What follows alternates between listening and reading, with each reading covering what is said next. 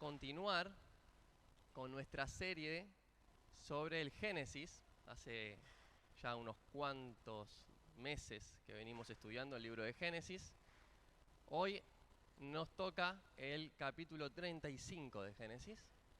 Hemos pasado ya por la creación, ¿sí? Por el diluvio, por la vida de los patriarcas, ¿sí? De Abraham, de Isaac, y hace unas cuantas lecciones atrás venimos reflexionando, estudiando, meditando sobre la vida de Jacob, ¿sí? Y hoy nos toca el capítulo 35 de Génesis. Vamos a estar orando, así comenzamos con la lección de hoy.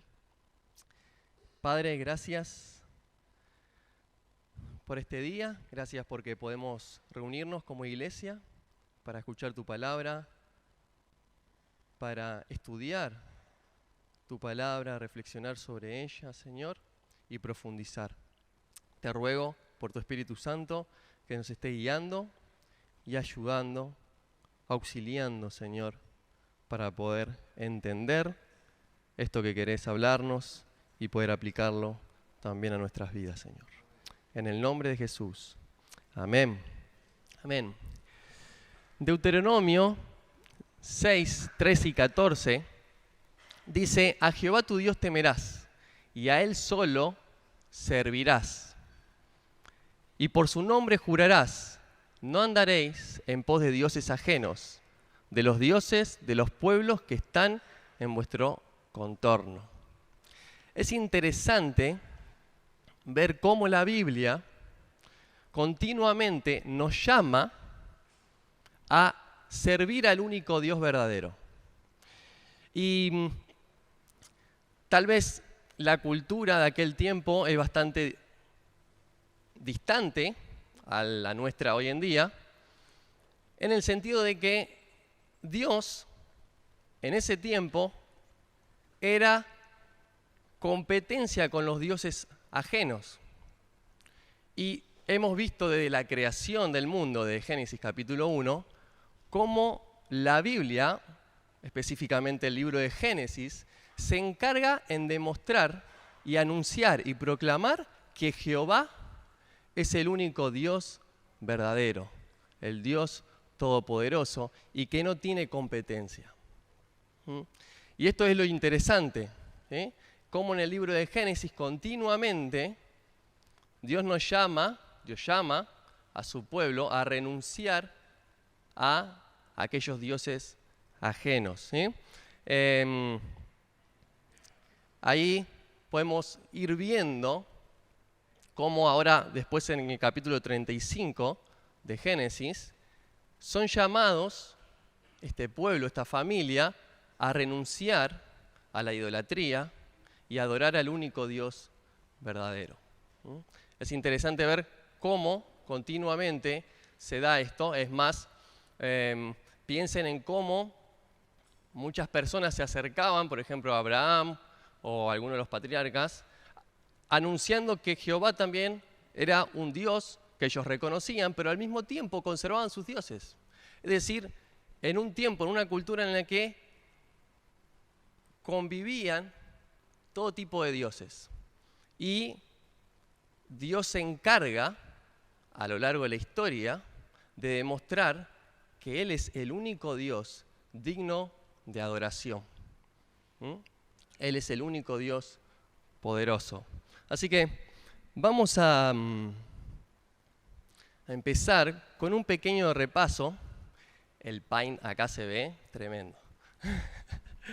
Bien, vamos a ir repasando la vida de Jacob, que ya estuvimos reflexionando y meditando. ¿Se acuerdan de cómo arranca la vida de Jacob? Mal de nacimiento. ¿En dónde estaba Jacob?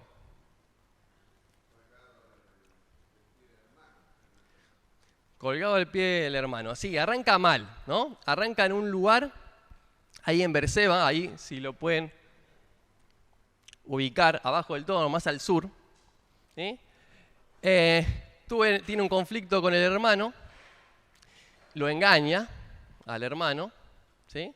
Él engaña al papá Y la mamá le aconseja, tómatelas, volá de acá porque te van a matar.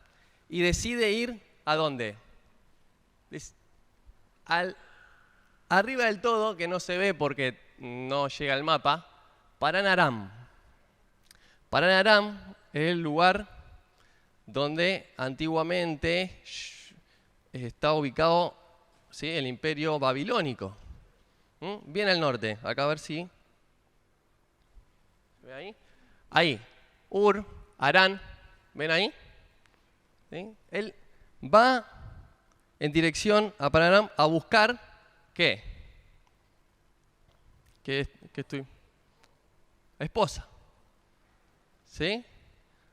Va a buscar a sus esposas, ¿sí? ¿Se acuerdan que Labán, su suegro, lo termina engañando como una cuestión de justicia, ¿sí? El engañador termina siendo engañado, ¿sí? Pero antes de llegar a ese lugar, hace una parada en Betel, ahí donde está marcado en rojo. Mientras va a Padan Aram, Jacob se queda en Betel. ¿Y ahí qué sucede en Betel? Tiene un sueño, un encuentro con Dios. La escalera, ¿se acuerdan la visión de la escalera? Y Jacob, ¿qué hace? Hace una promesa, ¿verdad?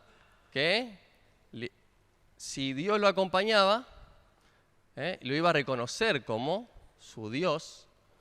Está también implicado la cuestión del diezmo ahí, ¿sí? Y hace esa promesa, un voto. Y sigue rumbo a Padan Aram, donde, bueno, trabaja, ¿sí?, 7 años por Raquel y después otros 7 por Lea. Cómo Labán lo engaña. Y luego, ¿qué sucede? Él decide ya irse de ese lugar, y volver a su tierra, la tierra de Canaán, la tierra donde estaban sus padres.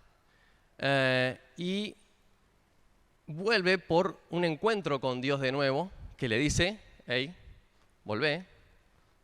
Y él, bueno, empieza a regresar, y ahí está la flechita, pero vuelve. ¿Se acuerdan que en Galad, ahí esa tierra más a la derecha, Labán lo intercede porque se escapa del suegro, y lo intercede porque se habían robado los dioses de ese lugar, los dioses de Labán.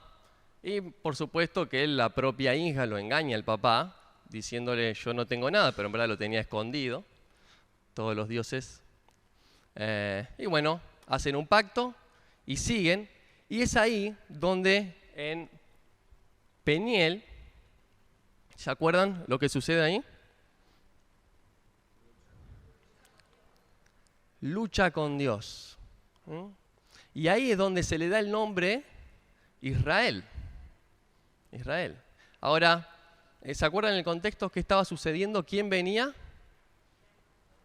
El hermano Esaú, quien al principio lo había querido matar. Es más, ¿se acuerdan? Que dijo, yo voy a encontrar consuelo cuando lo mate a mi hermano. Por supuesto, él, ¿no?, con esa idea en la cabeza, y voy a pedirle a Dios que me bendiga. Y es interesante ver, estuvimos viendo cómo este nombre, Israel, el que lucha con Dios, tiene una connotación más de... Este nombre implica la historia de Israel. Que Israel continuamente, la nación de Israel, fue un pueblo que luchó con Dios. Y a pesar de que continuamente lucha con Dios, Dios lo bendice. Es interesante ver cómo el pacto que Dios hace con este pueblo es incondicional, totalmente incondicional. Y bueno, nos encontramos ahí en Peniel con este encuentro, y luego, ¿qué hace la familia? Va a un lugar llamado Siquem. ¿Sí? Ahí donde, en el capítulo 34, ¿sí? Esta familia, Siquem, no se ve bien, pero es arriba de Betel, ahí en el medio, ¿vieron la flechita? Y este pueblo se queda ahí y recibe una gran bienvenida. Recibe una gran bienvenida que ahora lo vamos a ver, ¿sí? Vamos a ver que deshonran a su hermana Dina. Esa historia que estuvimos viendo con Martín el domingo pasado, una escena totalmente horrible, ¿sí? Pero antes de meternos en el contexto que nos toca hoy, es interesante ver cómo algunas ciudades o algunos recorridos no son simplemente al azar o porque, bueno, están ahí y fue el recorrido que hicieron, sino que tienen un simbolismo bastante importante. En rojo está el recorrido, bueno, más o menos, de Abraham. ¿Se acuerdan dónde estaba Abraham? Capítulo 11, 12. En Aram. En Aram. Ur, luego Aram. Y viene, ¿dónde? A Betel. ¿Sí? Prácticamente podemos ver que Jacob tiene un mismo recorrido. Del norte, del pueblo de Babilonia, a la casa de Dios. ¿Sí? Ahora, hay un autor, este libro, Génesis para gente normal, polémico. Él dice, las historias bíblicas reflejan las realidades de periodos posteriores. Es interesante lo que él plantea, porque él dice, las historias bíblicas fueron redactadas y escritas desde una nación volviendo del cautiverio. Y las historias, los patriarcas, las idas y vueltas de estos personajes bíblicos reflejan realidades posteriores. ¿Quién va al norte? Cautivo. La nación de Israel. ¿Quién es llamado a volver? A construir de nuevo el templo. La nación de Israel, volver a casa. ¿Sí? Es interesante el argumento de este autor, mostrando cómo ellos están reflexionando en ese tiempo del cautiverio de Babilonia, ¿no?, sobre su vida. Y podemos ver lo mismo que Adán y Eva, ¿no? Ellos son exiliados al desobedecer. ¿Quién fue exiliado al desobedecer? La nación de Israel. Estuvimos viendo también y pensando cómo no solo Adán es Israel, sino que también Jacob es Israel. Y continuamente la nación posteriormente reflexionaba sobre su historia de esta manera. Ahora, nos encontramos en el capítulo 34, donde estuvimos viendo la gran escena de película, parece, donde esta familia, en este lugar llamado Siquem, que tiene el nombre también del príncipe, o del rey, el gobernador Siquem, abusa de la hermana, que es Dina. ¿Se acuerdan la historia que estuvimos viendo? Y los hijos de Jacob hacen algo bastante de Hollywood, podríamos decir, de película, que los engañan a este pueblo diciendo, está bien, no vamos a tomar venganza, perdonamos lo que le hicieron a nuestra hermana, vamos a hacer un pacto como pueblo. Pero le dicen, Nosotros como pueblo tenemos la costumbre de circuncidar a todo varón. Sí, está bien, vamos a hacerlo. Queremos ser un pueblo con ustedes. Nos perdonan, todo ok. Bien, bueno, ellos esperan, se circuncidan, y al tercer día, que es el día más doloroso, vienen los hermanos y asesinan a todos. Gran historia, ¿no? Horrible historia. Cómo ellos engañan a este pueblo y terminan tomando venganza por ellos mismos, cometiendo este acto horrible. Y miren cuál es la reacción de Jacob. Vamos ahí a Génesis capítulo 34, versículo 30. Y ahora entramos en el contexto de Génesis 35.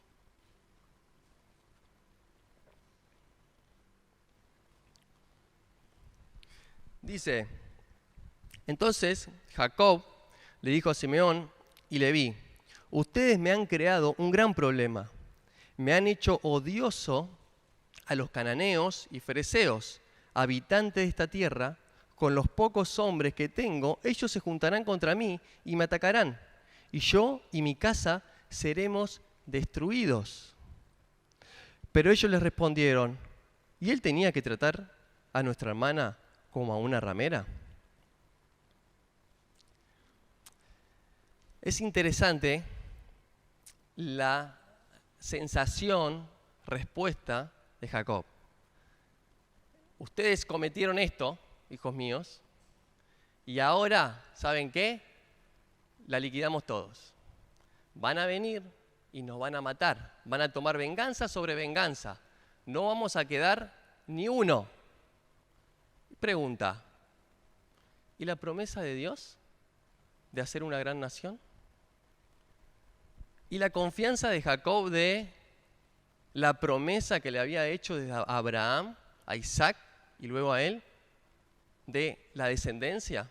¿Cómo que va a exterminar a toda la nación? Estamos en un punto en la historia donde pareciera que está en juego la promesa de Dios. Está en juego el honor de Dios, el poder de Dios. Dios permitió esta situación y ahora Él no va a poder cumplir su promesa. ¿Se acuerdan?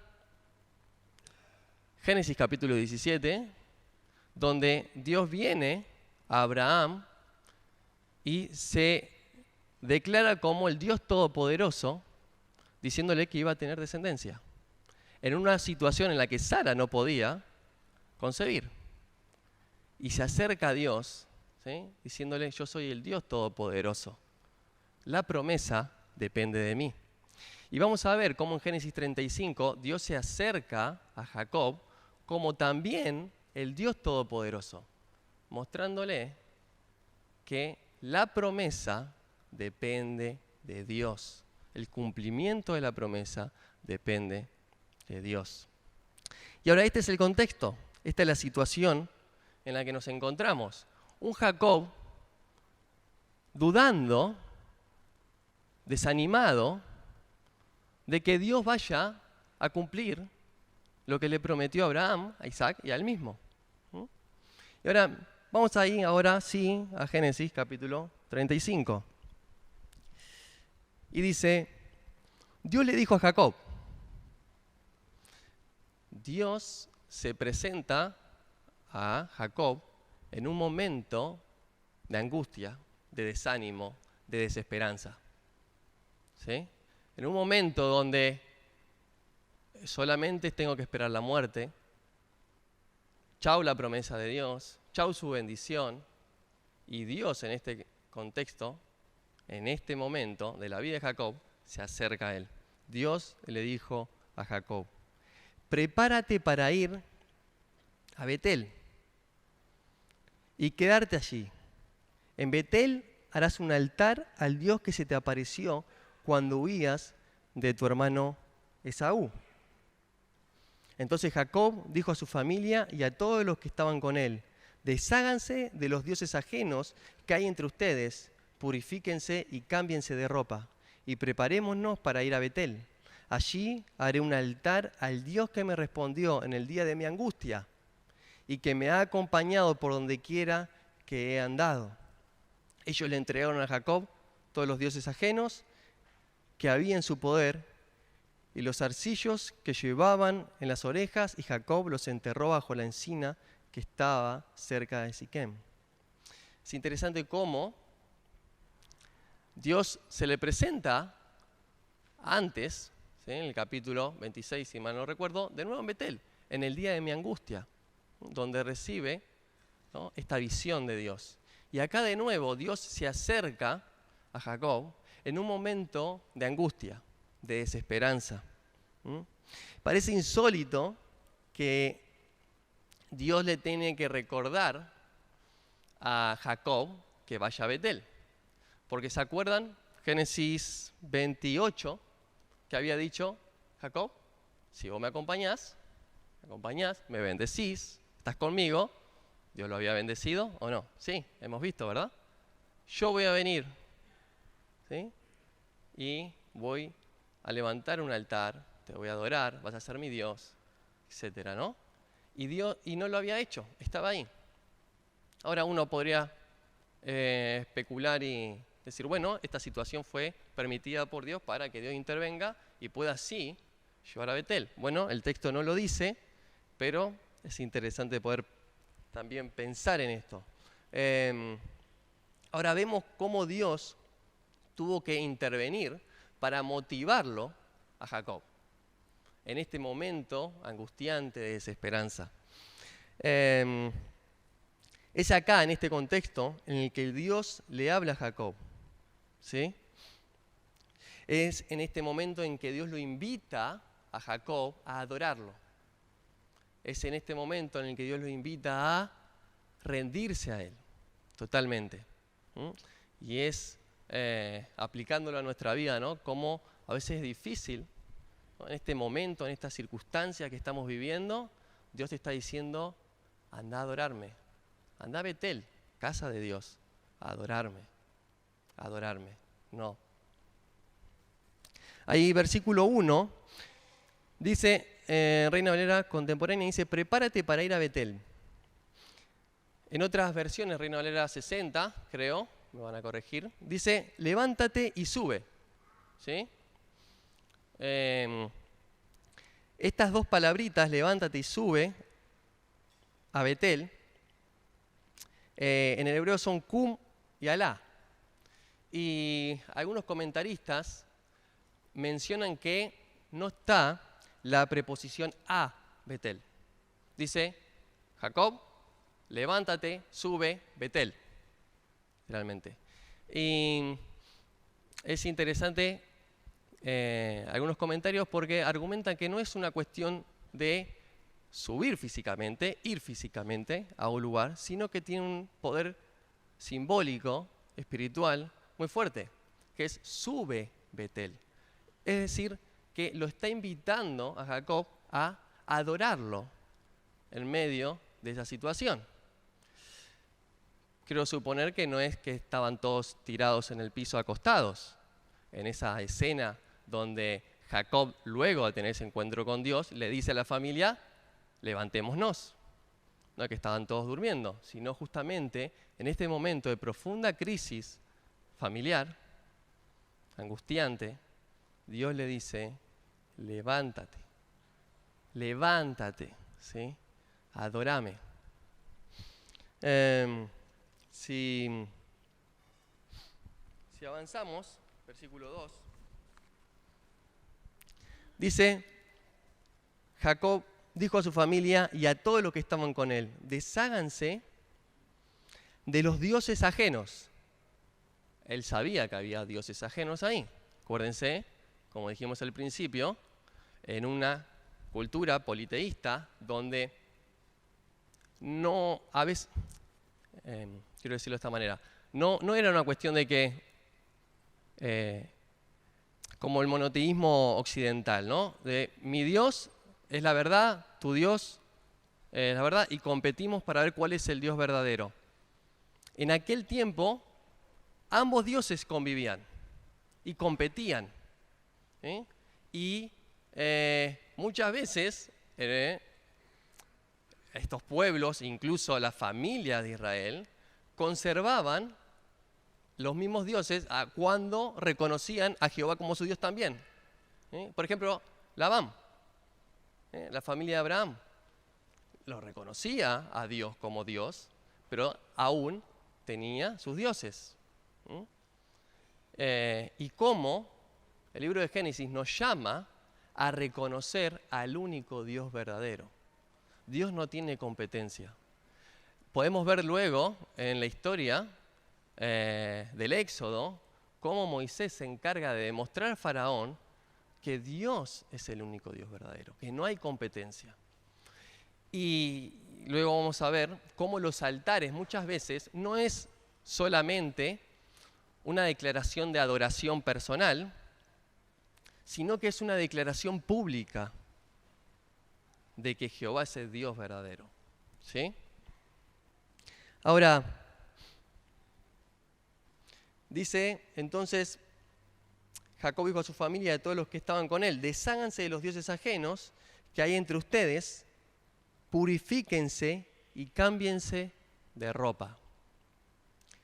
Jacob llama a purificarse a su familia y a cambiarse de ropa para ir a casa de Dios, a Betel. En Éxodo, a ver si lo tengo ahí, Éxodo capítulo 19, versículos 10 y 11, dice: y el Señor le dijo a Moisés: ve al pueblo y santifícalos hoy y mañana, y haz que laven sus vestidos y se preparen para el tercer día, porque el tercer día yo, el Señor, descenderé sobre el monte Sinaí a la vista de todo el pueblo. ¿Cómo ya se repite esta idea? ¿No? Que para ir a la presencia de Dios, lo llama a cambiar sus vestidos, cambiar su ropa, santificarse. Parece que Jacob está reproduciendo lo de la ley de Moisés. ¿Cómo? Sí.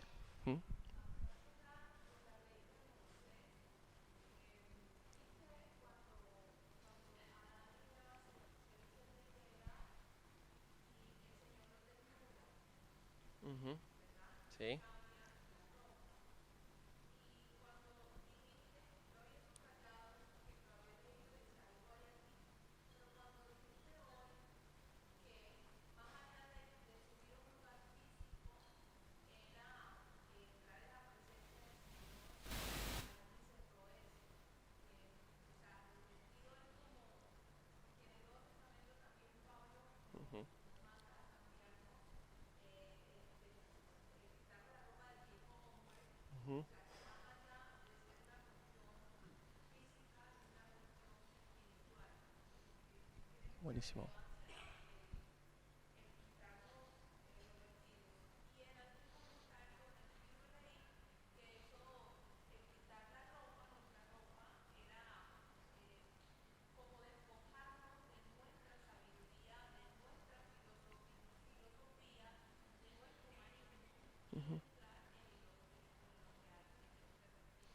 Muy bueno, gracias. No sé si todos pudieron escuchar, pero acá,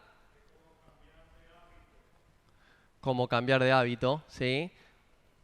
Dios, para los que no pudieron escuchar, nos recuerda, ¿no?, la situación de Adán y Eva, esta cuestión de los vestidos también, y cómo continuamente esta idea de despojarse, vestirse, ¿sí?, se va reproduciendo en toda la historia bíblica hasta llegar a Pablo, donde vamos a encontrar en Efesios: vestíos el nuevo hombre, despojaos del viejo hombre. Cómo se va utilizando el mismo vocabulario.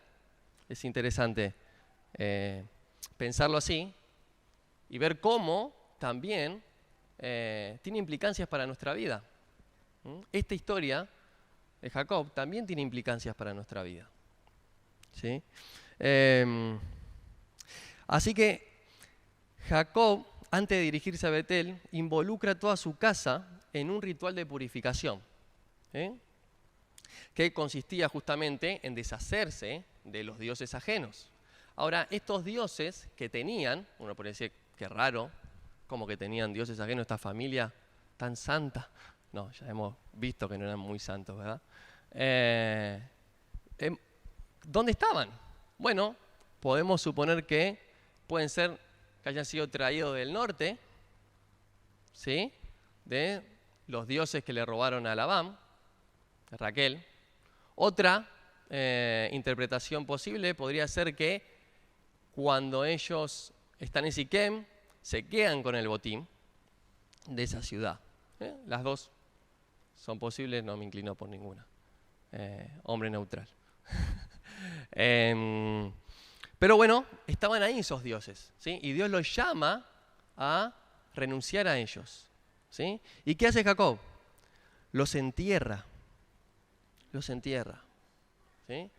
Después vamos a ver un poquito esto porque luego en el mismo relato alguien es enterrado, pero en Betel, que es la nodriza, ¿sí? De Rebeca. Ahora, hay una frase famosa de Calvino, que es que el corazón es una fábrica de ídolos. Ya la han escuchado muchas veces, ¿no? Y es interesante cómo tal vez nosotros no tenemos dioses ajenos que podrían haber sido pequeños amuletos o caravanas, no como les dicen, con algún estampado de algún dios. Pero hoy en día nosotros tenemos otros dioses y Dios compite con otros dioses. Tenemos que identificar cuáles son los nuestros, ¿sí? Y nos llama de nuevo a renunciar para adorar al único Dios verdadero, a Betel, ahí, al Señor. Es interesante cómo el Nuevo Testamento nos ayuda a pensar en esto, en renunciar a esos ídolos, ¿sí? Esto que hablábamos de vestidos del nuevo hombre, despojémonos, ¿sí?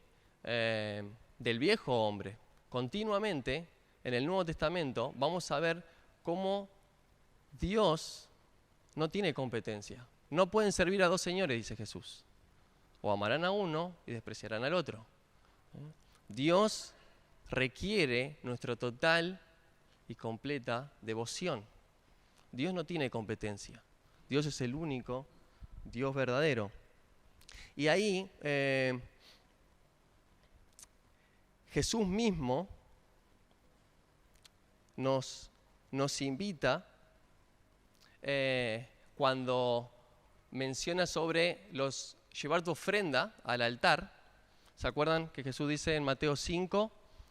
Si venís y llevas tu ofrenda al altar y tenés algún problema con tu hermano, dejá tu ofrenda, ve, reconcíliate con tu hermano, purifícate, y luego vení y realizá esa ofrenda, Señor. En un contexto donde los fariseos entendían más valioso la ofrenda que el altar mismo. En un contexto en el que lo que yo puedo hacer es mejor que aquello que Dios considera santo y sagrado. Entonces, cómo Dios nos llama continuamente, como en la historia de Jacob, a renunciar a nuestros ídolos, a nuestros dioses, para servir al único Dios verdadero. Ahora, esto implica, hermanos, implicó, me imagino, en aquel tiempo, una decisión difícil. Hay que renunciar a aquello que es nuestra seguridad, como en aquel tiempo podrían ser los dioses de ese lugar. En el viaje a misiones, cuando estuvimos con estos misioneros, los Kelm, fue interesante escucharlos cómo los guaraní se convierten al Señor. Y Jorge nos decía de cómo los guaraní cuando ellos son bautizados, ellos renuncian a un nombre que desde chico le es asignado como espíritu protector.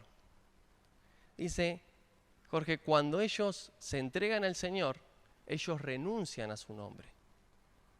Y nos decía, muchos de ellos no experimentan una conversión genuina, verdadera, porque no renuncian a su nombre. Dios requiere nuestra total devoción. Dios no tiene competencia, ¿no? Y podemos ver cómo en la historia de Jacob se guardaron a unos dioses por las dudas, ¿no? Dios nos llama a tomar decisiones a veces radicales para adorarle solamente a Él. ¿Se acuerdan de Juan el Bautista cuando venían a ser bautizados? Y Juan el Bautista le decía, vayan y hagan obras dignas de arrepentimiento y luego vengan y bautícense.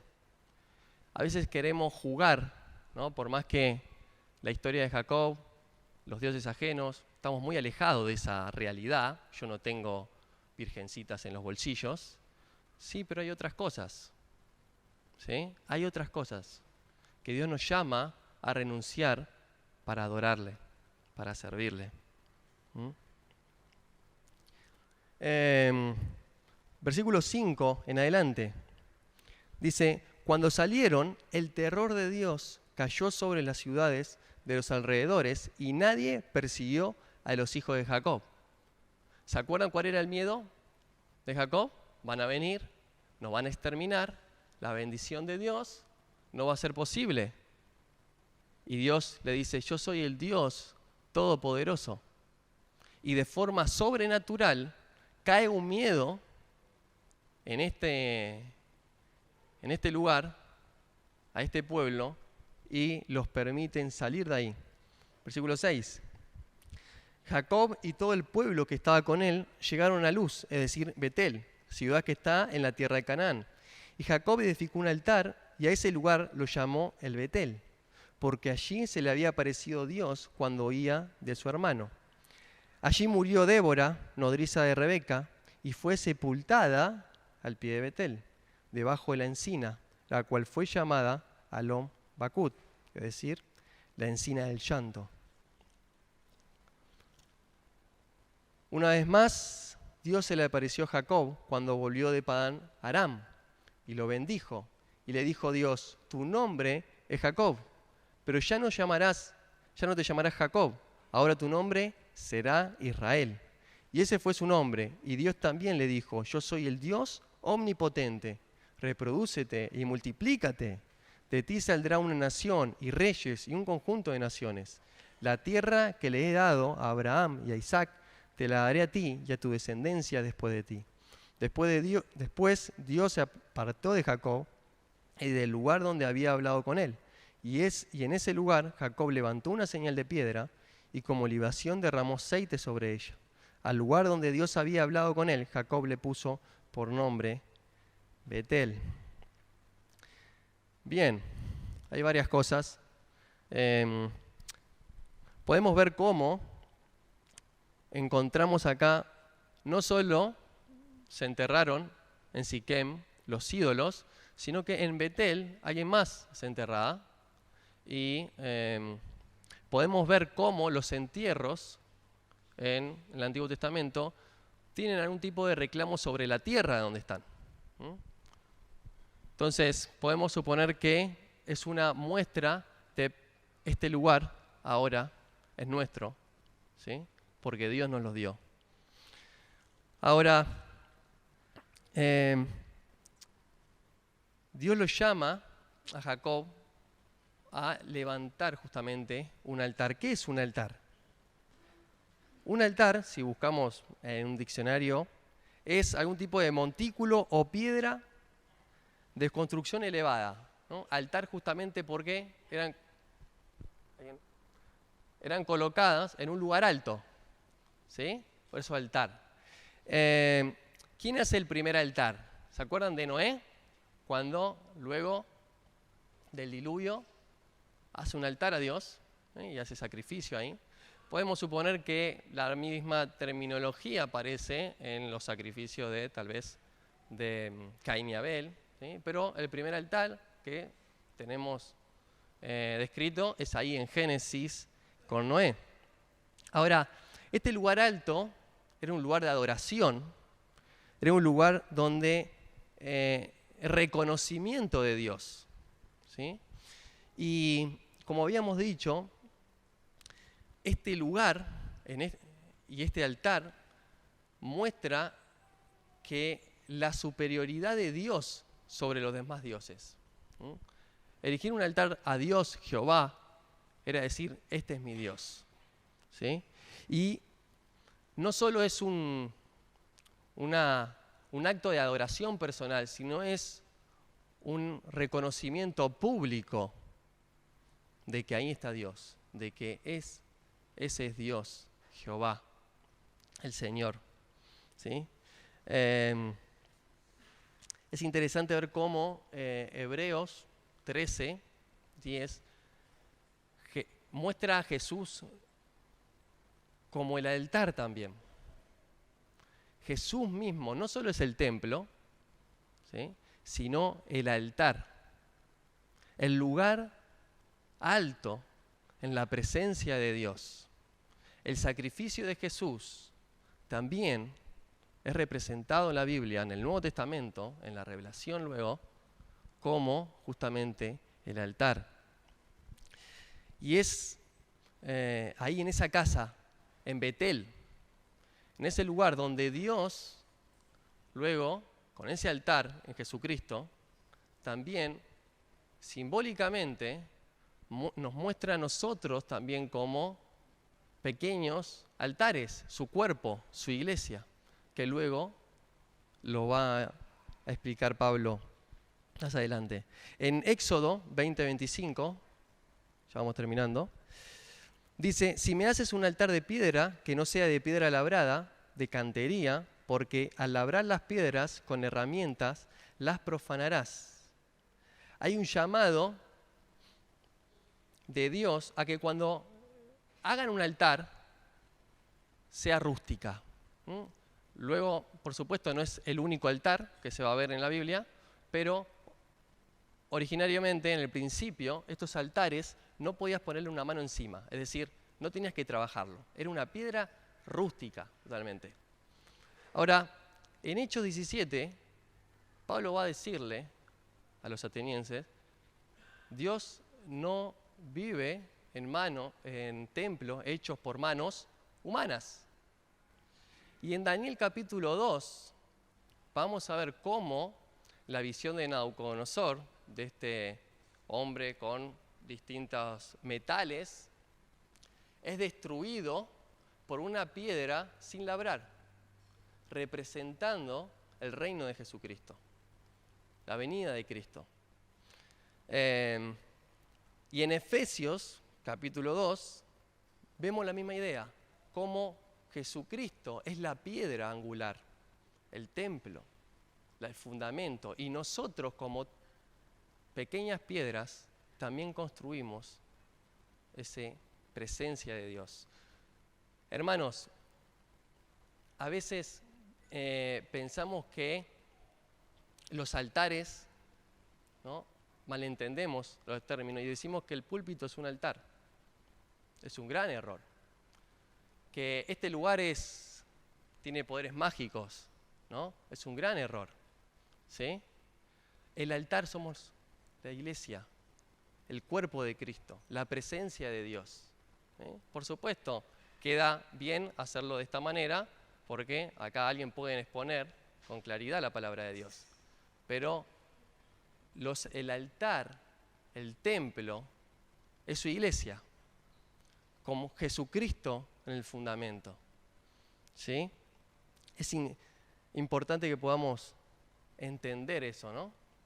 Cómo la historia de revelación se va mostrando y no podemos aplicar lo que sucedió, ¿no?, en aquel tiempo y aplicarlo a nuestra vida y levantar altares, etcétera, de esa manera.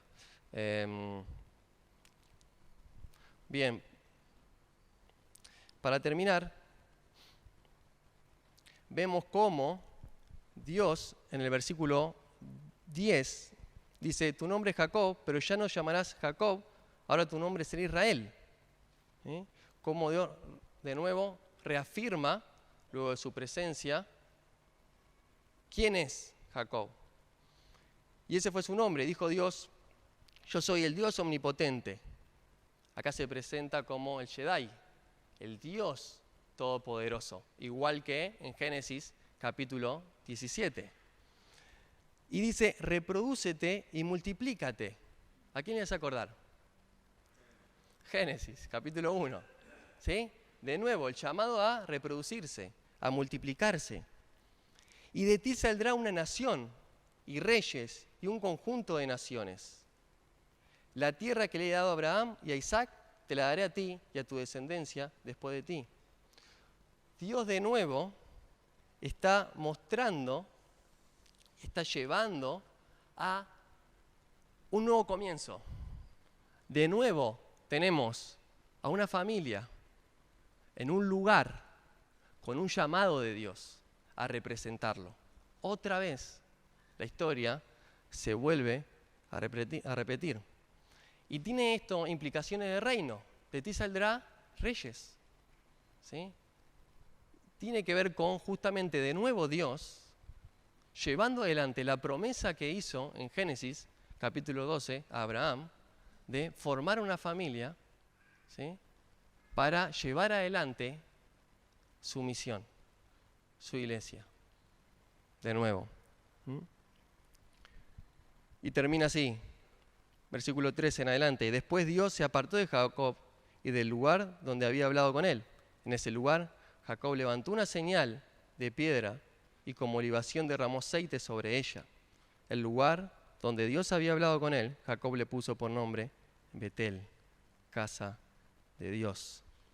Así que, hermanos, Dios nos llama a declarar a Dios, a Jehová,